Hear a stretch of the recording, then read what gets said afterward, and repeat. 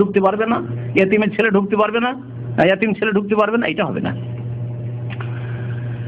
তো বলছেন যে আমির বলেছিল যে তার ছেলেদেরকে তালিম দেওয়ার জন্য তার বাড়িতে আসতে হবে। ইমাম যখন অস্বীকার করলেন তখন অসন্তুষ্ট হয়ে গেল আমির। সেখানে দেখলেন যে তার বসবাস করা খুব মুশকিল, সেখান থেকে বেরিয়ে পড়লেন। বেরিয়ে গিয়ে খারতাং নামক গ্রামে তার আত্মীয়রা কিছু ছিল, সেখানে গিয়ে অবস্থান করলেন। এক রাত্রে ওখানে অবস্থান করছিলেন। ওই অবস্থায় এক রাত্রে তিনি রাতের তাহাজ্জুদ নামাজ পড়লেন। তাহাজ্জুদ নামাজ পড়ার পরে আল্লাহ পাকের কাছে দোয়া করলেন। বিভিন্ন মানসিক পেরেশানি, বিদাতি শত্রুতা, তারপরে জালেম নেতাদের শত্রুতা, আল্লাহ পাকের কাছে দোয়া করলেন, আল্লাহুম্মা কাদ যাকাত আলাইয়াল আরদু বিমা রাহাবাত ফাকবিজনি ইলাইক। এই দোয়া করেছিলেন, হে আল্লাহ, এত প্রশস্ত জমিন, প্রশস্ত পৃথিবী থাকা সত্ত্বেও আমার জন্য যেন পৃথিবী তং হয়ে গেছে, সংকীর্ণ হয়ে গেছে।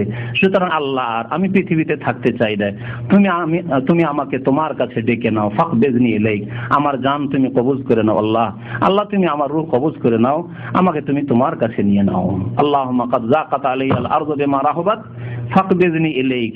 তাহাজ্জুদ পড়ার পরে, কিয়ামুল লাইলের পরে এই দোয়া করেছিলেন। আল্লাহ পাক দোয়া কবুল করলেন। বর্ণনাকারী বলছেন যে এই দোয়া করার পরে 1 মাস যায়নি, 1 মাস শেষ হয়নি। ফামা তাম্মা শাহর হাত্তা কাবাদাহুল্লাহ, 1 মাসের অল্প সময়ে তার ইন্তেকাল হয়ে গেল। ইমাম বুখারী রাহমাতুল্লাহ ইন্তেকাল হয়ে গেল, জানাজার ব্যবস্থা হলো, অসংখ্য লোক জানাজায় হাজির হলেন। তারপরে দাফন যেমনই করা হলো, একটি বর্ণনায় রয়েছে যে ফাহা মিন তুরাবি কবরিহি রায়াহাতুন তাইয়্যিবাহ, তার কবর থেকে সুগন্ধি আসতে শুরু হলো, কাল মিস্ক, মিস্ক আম্বারের, মৃগ নাবির সুগন্ধির মতো। দুনিয়ার মধ্যে সবচেয়ে মূল্যবান যে সুগন্ধি, আতর, তা হচ্ছে মিস্ক আম্বারের আতর। এইরকম সুগন্ধি আসতে শুরু হলো কবরের মাটি থেকে। এটি হচ্ছে কি? কারামত। আর এরাই হচ্ছেন সত্যিকার আল্লাহর ওলি। আল্লাহর ওলিদের কারামত রয়েছে, শয়তানের ওলিদের কারামত নয়, তাদের ভণ্ডামি রয়েছে, তাদের শিরক বিদআত রয়েছে, এবং তা নির্ধারণ করবে তাদের আচার আচরণ, তাদের আখলাক। তারা কি দ্বীনের উপর আমল করে, তারা সুন্নতের উপর আমল করে, তারা কি সুন্নতের খেদমত করেছে না বিদআতের খেদমত করেছে, তা অবশ্যই লক্ষণীয় বিষয় রয়েছে। তো এইরকম যখন হতে লাগলো, তখন লোকেরা ছুটতে শুরু করলো, সবাই কবর মাটি নিয়ে যাওয়া শুরু করলো, যে এত সুন্দর আতর আর কোথায় পাবো, এই মিস্ক আম্বার। সবাই কবর মাটি নিয়ে যাওয়া শুরু করলো নিজ নিজ বাড়িতে। এমন আশঙ্কা হইলো যে কবরে আর মাটি থাকবে না, কবরের মাটি একেবারে খালি করে দিবে। তখন সেখানকার যে প্রশাসন ছিল, তারা কবরের ওপর শক্ত মজবুত করে বেড়া দিয়ে দিল, কাঠের মজবুত বেড়া দিয়ে দিল, যাতে করে সেখান থেকে মাটি টেনে শেষ না করতে পারে। ইমাম আব্দুল ওয়াহিদ বিন আদম বলছেন যে আমি নবী করিম সাল্লাল্লাহু আলাইহি সাল্লামকে একদিন স্বপ্নে দেখলাম। রাআইতুন নবী সাল্লাল্লাহু আলাইহি ওয়াসাল্লাম ফিন নওম, একদিন আল্লাহর নবীকে স্বপ্ন দেখছি। ওয়া মাহু জামাতুম মিন আসহাবি, আল্লাহর নবীকে কেউ যদি স্বপ্নে দেখে, অবস্থান করে আছেন কেন, কার ইন্তজার করছেন, অপেক্ষা করছেন? বলছে আনতাজিরু মুহাম্মদ বিন ইসমাইল, আমি মুহাম্মদ বিন ইসমাইল বুখারীর অপেক্ষা করছি, ইন্তজার করছি। ফালাম্মা কানা বাদা ইয়ামিন বালাগানি মাউত, বলছে কয়েকদিন পরে শুনতে পেলাম যে ইমাম বুখারী রাহমাতুল্লাহ আলাইহি ইন্তেকাল হয়ে গেছে। আজকালকার জামানার মতো তো নয় যে টেলিফোন যোগাযোগ আছে, সাথে সাথে খবর হয়ে গেল, প্রচার মাধ্যম আছে, টিভি আছে, রেডিও সেন্টার আছে, খবর হয়ে গেল, তা তো ছিল না। কিছু দূর হলে খবর নাই, কয়েকদিন পরে জানতে পারছেন যে ইমাম বুখারী রাহমাতুল্লাহ ইন্তেকাল হয়ে গেছে। ফানাজারতু ফাইজা হুয়া কাদ মাতা ফিস সাআত আল্লাতী রাআইতু ফিহা নবী সাল্লাল্লাহু আলাইহি ওয়াসাল্লাম, আমি তখন গনে দেখলাম যেই রাত্রে, যেই সময় স্বপ্ন দেখেছিলাম, সেই সময়ে ঈদের রাত্রে ইমাম বুখারী রাহমাতুল্লাহ আলাইহির ইন্তেকাল হয়েছে। ওই সময় আমি স্বপ্ন দেখছি, যেই সময় নবী সাল্লাল্লাহু আলাইহি ওয়াসাল্লাম অপেক্ষা করছেন, আর আমি দেখছি স্বপ্নে সেই সময় ইমাম বুখারী রাহমাতুল্লাহ আলাইহি ইন্তেকাল হচ্ছে। আর নবী সাল্লাল্লাহু আলাইহি ওয়াসাল্লাম বলছেন আমি মুহাম্মদ বিন ইসমাইলের ইন্তজারে আছি। তার বয়স ছিল মাত্র 62 বছর। আল্লাহ পাক এই বয়সে বরকত দান করেছেন। আল্লাহ পাক যার বয়সে বরকত দান করেছেন, তার অল্প সময় যথেষ্ট কাজ হতে পারে, দ্বীনের খেদমত হতে পারে। 13 দিন কম 62 বছর তার বয়স ছিল।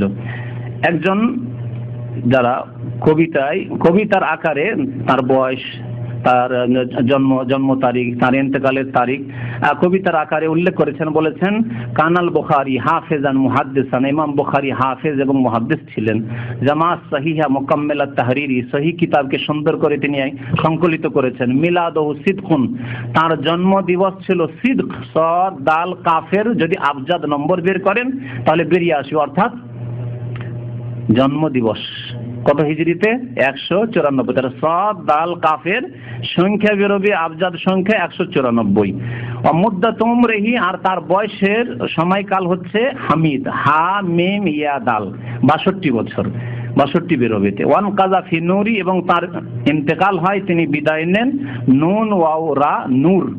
নূরের যদি আপনি অঙ্ক বের করেন আবজাদের অঙ্ক, তাহলে তার ইন্তেকালের হিজরি সন বেরিয়ে আসবে, অর্থাৎ 256 হিজরি। আল্লাহ পাক রব্বুল আলামিন যেন আমাদেরকে, আল্লাহ পাক যাদেরকে বড় বড় আইম্মায়ে কেরাম, বড় বড় দ্বীনের খাদেম করেছেন, মুহাদ্দিসিন করেছেন, ফুকাহায়ে কেরাম করেছেন, ইমাম বুখারী, ইমাম মুসলিম, আবু দাউদ, আইম্মায়ে মুহাদ্দিসিন অথবা আইম্মায়ে ফুকাহা, ইমাম আবু হানিফা, শাফি, মালিক, আহমদ, তাদের রাস্তায় চলার জন্য তৌফিক দান করেন। তাদের একজনের অন্ধ ভক্ত না হয়ে তাদের সবাইকে শ্রদ্ধা করার সমানভাবে যেন তৌফিক দান করেন। তাদের সবার পথে আমাদেরকে চলার জন্য তৌফিক দান করেন। আল্লাহ পাক রব্বুল আমাদেরকে নেক আমলে যেন তৌফিক দান করেন, আমাদের জীবনে যেন বরকত দান করেন, আমাদের অতীতের গুনাহ খাতা যেন আল্লাহ পাক রব্বুল আলামিন মাফ করে দেন। আমিন ইয়া রাব্বাল আলামিন। ওয়া সাল্লাল্লাহু আলা নবিয়িনা মুহাম্মদ ওয়া আলা আলিহি ওয়া সাহবিহি আজমাইন। সামনে জুমা রমজান, রমজানে ইফতার ক্যাম্পে বড় আমাদের প্রোগ্রাম হবে। ইফতার ক্যাম্প দাম্মাম জাওয়াজাতের পিছনে আসর পর থেকে প্রোগ্রাম শুরু হবে, আপনারা ওখানে হাজির হবেন আল্লাহর রাস্তায়। আসর পর 4টা, 4:30 থেকে কোরআন শিক্ষা হবে। যারা কোরআন শিখতে চান ওখানে কোরআন শিক্ষার ব্যবস্থা আছে। আর 5টা থেকে 6টা 1 ঘন্টা আমাদের বক্তব্য হবে। 5 থেকে 6টা 1 ঘন্টা আমাদের বক্তব্য হবে ইফতার ক্যাম্পে দাম্মাম জাওয়াজাতের পিছনে। আপনারা ওখানে আসার চেষ্টা করবেন ইনশাআল্লাহ তাআলা শোনার জন্য। আর যেসব ভাইরা ভলান্টিয়ারের নাম লিখেছেন ওখানে খেদমত করার জন্য, তারা ওখানে বিকেল 4টা থেকে 4:30টার মধ্যে 4টায় হাজির হওয়ার চেষ্টা করবেন। অনেক প্রশ্ন, একটা প্রশ্ন যদি বাছাই করেন। তাবলীগ জামাত 3 মাস বা 40 জন চিল্লা দিয়ে থাকে, আপনারা যে 3 বছর মদিনায় লেখাপড়া শিখে তা বিদআত হয় না, আর তারা মানে চিল্লায় গিয়ে কিছু শিখলে বিদআত হয়, তা কি না? একবার জিজ্ঞাসা করেন চিল্লায় গিয়ে শিখলে বিদআত কি করা হয়? চিল্লায় কিছু শিখে না, শুনে রাখেন, চিল্লায় গিয়ে কিছু শিখে না, ভুল কথা। আর শিখলো বিদআতি শিক্ষা শিখে। ফাজাইল আমল সম্পর্কে হক আদায় করে রমজান পরে শুরু করব, আল্লাহ যদি সহি সালামতে থাকে। আপনাদের এর আগে একদিন বলেছি যে তাবলীগ জামাতের ভাইদের আমার উপর হক আছে, এই হক ইনশাআল্লাহ রমজান পরে আদায় করব। বুঝতে পেরেছেন? চরমনাই ভাইদের হক আদায় করেছি, আরো আরেক ভাইয়ের হক আদায় করেছি, আর রমজান পরে ইনশাআল্লাহ তাবলীগী ফাজাইল আমলের হক আদায় করব তাদের কিতাব থেকে। আর ফাজাইল আমল ছাড়া তারা অন্য কিতাব পড়েই না, তাহলে ইলম কি করে শিখলো? আর মদিনা ইউনিভার্সিটি বা অন্য কোন ইউনিভার্সিটিতে অনার্সে 4 বছরের কোর্স আছে, এটা তাদের সরকারি কোর্স। এই কোর্স পড়লে যে সাবজেক্টগুলি আছে 12টা 14টা করে, সেই কোর্সগুলি কমপ্লিট হবে। আপনার কোন কোর্স চিল্লাতে গিয়ে কমপ্লিট হয়? ফাজাইল আমল ছাড়া। ফাজাইল আমল ছাড়া আর কিছুই পড়া হয় না। জীবনে দেখেছেন বুখারী হাদিস পড়তে? দেখেছেন কোনোদিন মুসলিম আর কোরআনের তাফসীর পড়তে? কোনোদিন দেখবেন না। আর ফাজাইল আমলে কি আছে? মনটা খারাপ না করে যে ভাই প্রশ্ন করেছেন আর অন্যান্য ভাইরা যাদের হয়তো মনে উল্টো লাগছে, তারা রমজান পরে আসবেন ইনশাআল্লাহ তাআলা। সিলসিলা একেবারে এক একটা করে ফাজাইল নেই, সবগুলি আমার কাছে বাংলায় হাজির। ফাজাইলে সাদাকা, ফাজাইলে দুরুদ, ফাজাইলে হজ, সবগুলি চলে, ফাজাইল নামাজ, সবগুলো ইনশাআল্লাহ এক একটা করে তুলে ধরবো তাদের কিতাব থেকে। আর দেখবেন যে কি অবস্থা ফাজাইল আমলের, শুনবেন ইনশাআল্লাহ। আপনি বলেছেন 400 রিয়াল থাকলে যাকাত ফরজ। আমি জানতে চাই, এক লোকের 20,000 টাকা ধার দিয়েছে, জানি না কবে ফেরত দেবে, এই টাকার যাকাত দিতে হবে কিনা এবং এতিমখানায় দেওয়া যাবে? ধার দিয়েছেন, যদি ধার দিয়ে থাকেন তাহলে ওই ধার টাকাটা যখন উঠে আসবে তখন যাকাত দিয়ে দিবেন। যতক্ষণ আপনার হাতে আসেনি, বিশ্বাস নেই কখন আসে না আসে। আমাদের সমাজে যে ধার দেওয়া, ওর কোনো স্টেশন নাই কখন যে দেবে। যদিও শরীয়তের তরিকা হচ্ছে বেনে দেওয়ার সময়, যে ভাই 3 মাস নিলেন, 2 মাসে নিলেন, 6 মাসের জন্য নিলেন। কিন্তু আমাদের বন্ধু বান্ধবকে যদি বলি যে আপনাকে 3 মাসের জন্য, ক মাসের জন্য নিচ্ছেন আপনি, তাহলে মন বেজার হয়ে যাবে, ঠিক না? ভালো ভালো মানুষ যদি বলা হয় যে কোন মাসে দিবেন আপনি, যদি এই কথা বলা হয় তার মন ক্ষুণ্ণ। ধার দিয়েও তাকে খুশি করতে পারলেন না, অথচ এটা হচ্ছে শরীয়ত যে আপনি ধার দিলে সীমা বেঁধে দেন যে কোন মাসে দিবেন, আপনি কোন তারিখে দেবেন।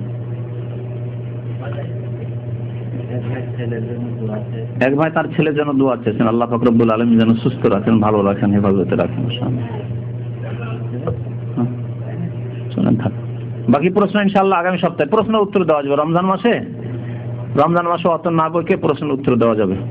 রমজান মাসে জুমার পরে যেসব ভাইরা এখানে আসবেন প্রশ্ন উত্তর দেওয়া যাবে। আর আমাদের বড় প্রোগ্রাম ইফতার ক্যাম্পে হবে, যেখানে প্রায় বাংলাদেশি 1200-র মতো লোক, 1000 থেকে 1200 লোক প্রতিদিন হয়। জুমার দিনে তো আরো বেশি হয়, বাইরে জায়গা দিতে হয়, ভিতরে জায়গা হয় না। আর এবার ইফতার ক্যাম্প বিশাল করেছে বাংলাদেশিদের জন্য, বাংলাভাষীদের জন্য অনেক বড় করা হয়েছে, গতবার থেকে বড় করা হয়েছে।